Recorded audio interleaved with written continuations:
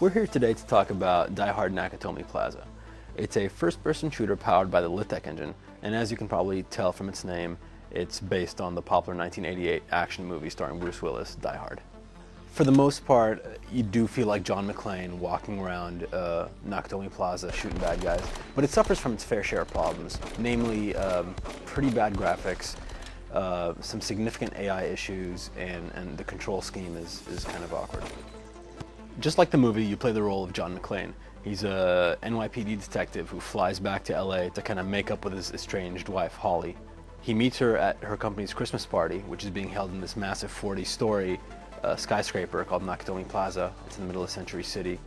When these terrorists take over the building, they take everyone hostage, they cut the communication lines from the outside world, and they're after about $640 million in negotiable bearer bonds.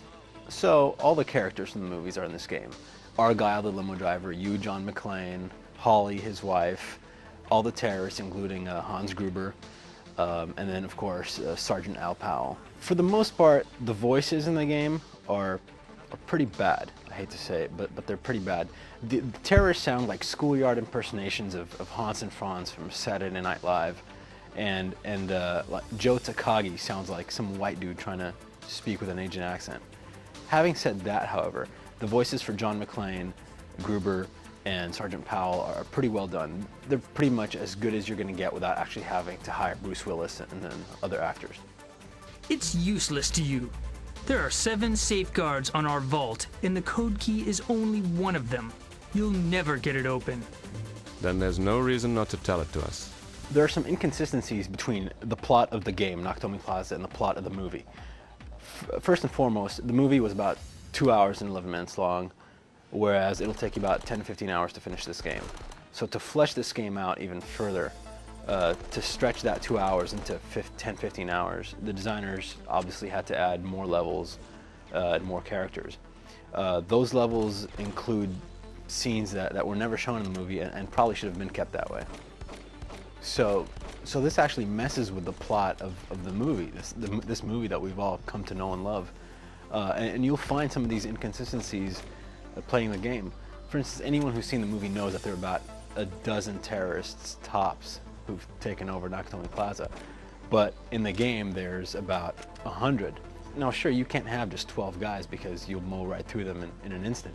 But when McClane is talking to Powell, he'll actually say things like, you know, I just killed 2 of them and there's about 6 left, even though, you know, in that level you've killed 20 or 30 guys. So inconsistencies like that kind of break that suspension of disbelief while playing the game.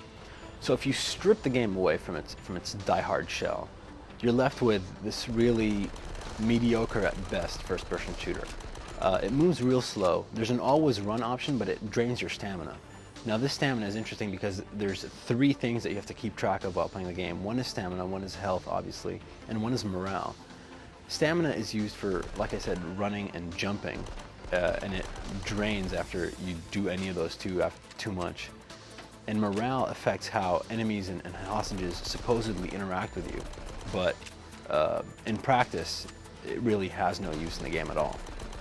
Throughout the majority of the game, you'll have either the Beretta M92F, which is McClane's standard issue NYPD gun, or the MP5 that he gets from the terrorist. 2 primary weapons. The MP5 is wildly inaccurate and very frustrating to use. The game also has 3 other weapons that you can pick up throughout later levels. They are the Steyr AUG, the M60 machine gun, and a Colt M4A1. The problem is that there's hardly any ammo for any of those 3 weapons lying around. So you'll be frustrated that you can't use them and you'll have to revert back to your MP5. One of the biggest problems of the game is the level of AI. Specifically, the amount of intelligence that these enemies exhibit is pretty substandard. For the most part, they'll just stand in front of you point blank while you spray them with ammo. Occasionally, you'll see someone shooting from around a corner or ducking underneath a table or solid object, but those instances are pretty infrequent. As I mentioned before, the game is powered by the LitTech engine, which in the past has led to some mixed results. On the one hand, No One Lives Forever and games like Alien vs. Predator 2 have looked fantastic, but there's been a flurry of other first-person shooters that haven't looked so great, and unfortunately, Die Hard Nakatomi Plaza falls into that latter category. For instance, most of the enemies that you'll run into, in fact all the enemies that you run into, are made up of real low poly count. The levels themselves do look a lot like the scenes in Die Hard the movie, but they have a very blocky look to them, and they're skinned with textures that are real low res and get very blurry if you look at them up close. Unfortunately for first-person shooter fans, Die Hard can't be recommended. It's slow, it's awkward, it's almost frustrating.